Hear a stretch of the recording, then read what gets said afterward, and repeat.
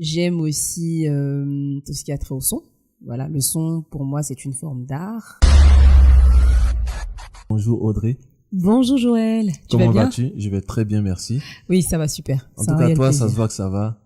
Oui. Tu es rayonnante, tu un brilles, peu occupée, tu shines. mais on rayonne quand même, avec pas mal de choses. Je suis très très honorée d'être ici en ce moment. Vraiment, ça me plaît beaucoup. Merci. Alors moi, je voudrais te dire merci aussi pour la spontanéité avec laquelle tu as accepté ce podcast. Parce que le temps d'une conférence, en 2, 3, 4 mouvements, tu te retrouves ici. Donc moi, j'ai eu le temps de te découvrir et c'est vraiment exceptionnel. Je vois que tu es né à Abobo. En effet. Ah, tu pars pas avec... tu débutes pas la vie dans le bon quartier, on peut dire. Bon, c'est vrai que je suis née à Bobo, mais j'ai pas vraiment eu toute mon éducation là-bas. J'ai eu mon éducation entre Cocody et Yopougon. Voilà. D'accord. Donc c'est tout un cocktail. Donc, mais est-ce que Abobo a eu le temps de te marquer de son sceau d'une manière ou d'une autre? Il n'y a pas que des choses négatives à Abobo. Bon, malheureusement non. Donc tu nais et puis tu pars. Oui, je nais et je pars tout de suite sur Cocody. Donc à vrai dire, c'est à cause des parents, parce qu'après mon père il était étudiant, et bon, qui dit étudiant, on doit se rapprocher de l'université, donc il ne pouvait pas vraiment rester à Bobo. Ma maman était élève, bon.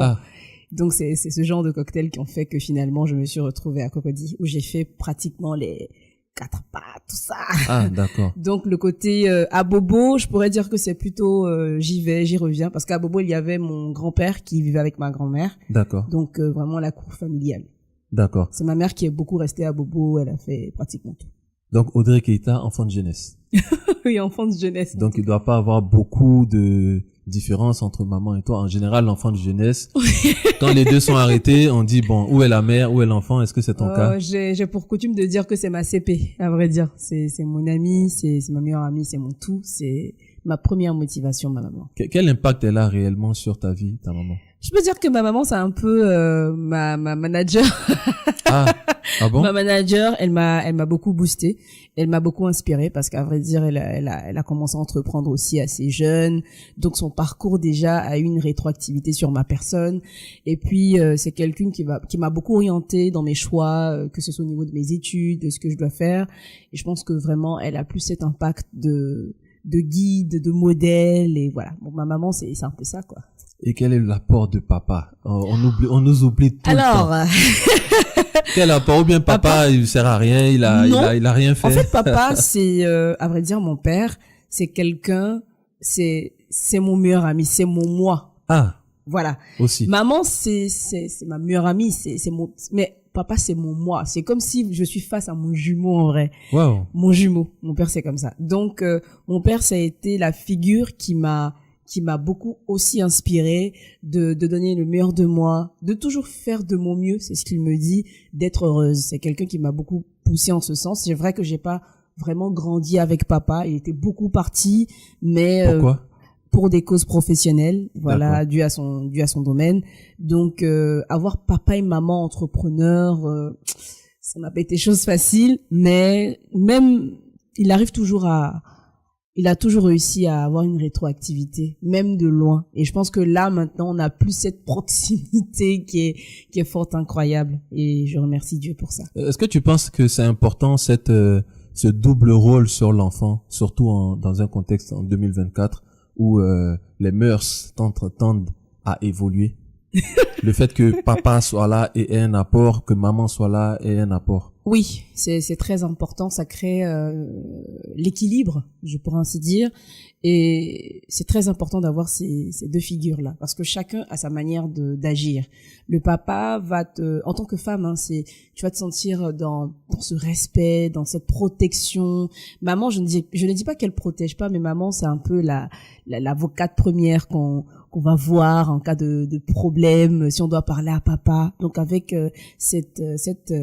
cet équilibre là, c'est fort agréable, quoi. Vraiment, je suis très satisfaite de ce parcours incroyable que j'ai eu avec mes parents. Et franchement, tu as eu beaucoup de chance, parce qu'il y a des gens qui n'ont pas cette chance-là. Et oui. Sur qui Dieu également veille.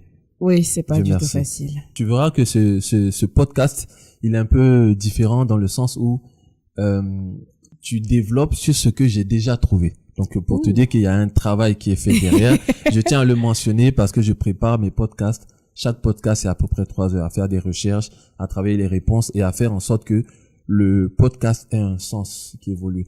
Alors, j'ai vu que Audrey Keita était passionnée d'art en général. Alors, j'ai été curieux de savoir quel autre art intéresse Audrey Keita. C'est toi qui l'as dit quelque part sur Internet, dans une interview. En tout cas, ça sort pas de mon imagination.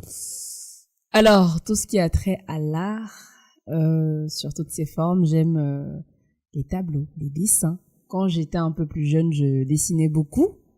Voilà, pour ceux qui ont grandi avec moi, qui ont suivi une formation quand j'étais en année de primaire et collège, savent qu'Audrey Keita, c'est quelqu'un qui aime dessiner, donc j'aime tout ce qui a trait au dessin. J'aime aussi tout ce qui a trait au son. Voilà, le son, pour moi, c'est une forme d'art. Effectivement. Voilà, c'est une forme d'art. J'aime aussi tout ce qui est, en tout cas, tout ce qui est visuel, tout ce qui est différent, tout ce qui est abstrait. J'aime voir, en fait, le fruit de la créativité. Je vois. J'aime beaucoup de façon ça, générale. de façon générale. Donc, mais l'art qui m'a le plus touché, ça a été le son. Ça a été le son. Oui, le son. Parce que derrière, est-ce qu'il y avait des prédispositions? Parce que je vois que choriste dès l'âge de 10 ans. Oui. J'ai commencé à chanter dès à l'âge l'église.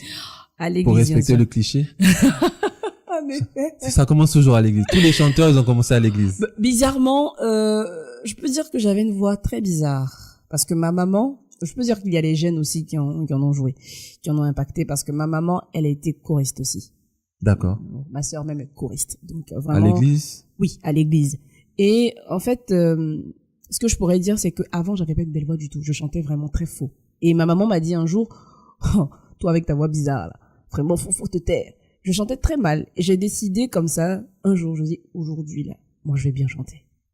Et j'ai commencé à chanter au fur et à mesure, je me suis mise dans la chorale et petit à petit c'est venu. Donc je peux dire que j'avais ce petit truc là en moi et puis à force de faire et de faire avec l'environnement, ça a changé. Donc au départ, j'avais pas une si belle voix qu'on entendait, puis bon, j'ai lâché la chorale, bon pour des raisons d'occupation, parce qu'après j'étais à Beaunois et j'ai fait une grande partie de mon éducation entre Bassam et Beaunois aussi au collège.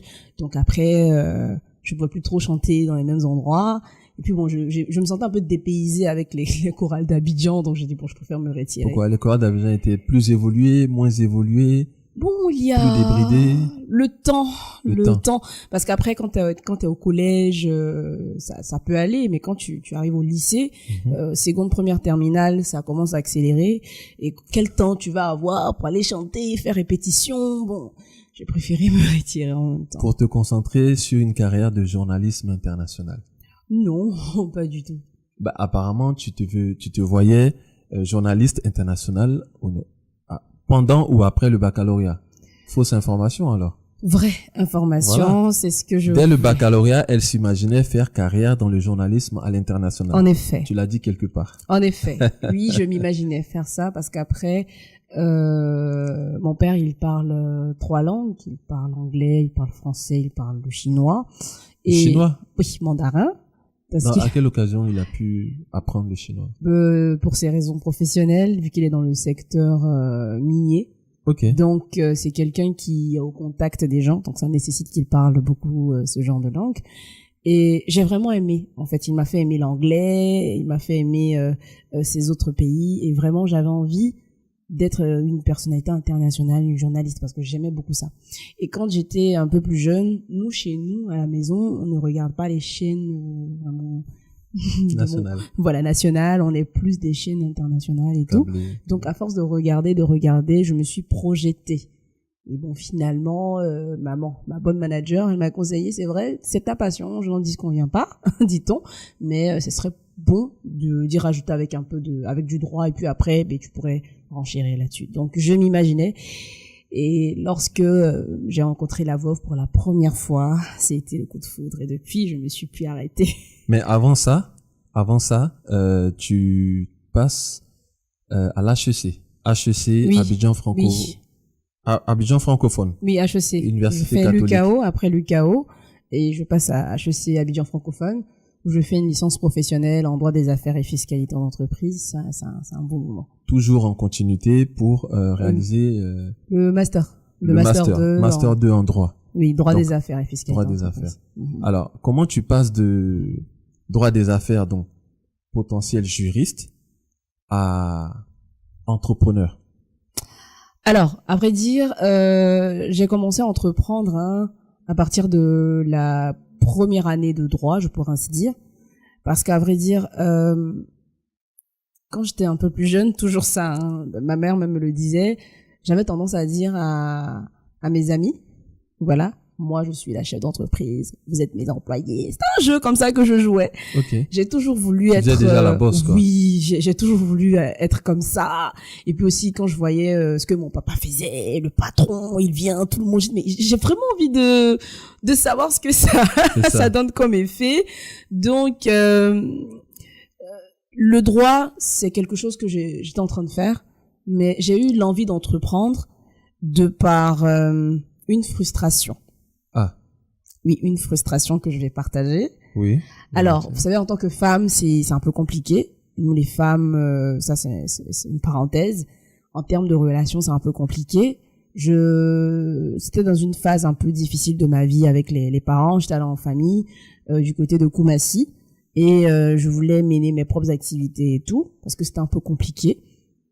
Et je fréquentais quelqu'un et je lui ai demandé de l'aide. Je lui ai dit, s'il te plaît, j'ai besoin que tu me remettes la somme de 2000 francs.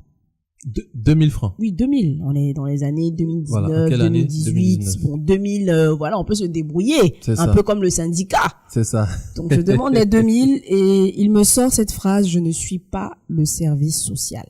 2000. Oui, le gars me dit, je ne suis pas le service social. En 2019, sans dire ton âge aujourd'hui, tu as à peu près quel âge? Je sais qu'il y en a qui vont calculer. Dans la vingtaine. En 2019. Donc, dans la vingtaine, tu demandes 2000. C'est raisonnable. Enfin, il dit qu'il n'est pas le service social. Je suis choquée.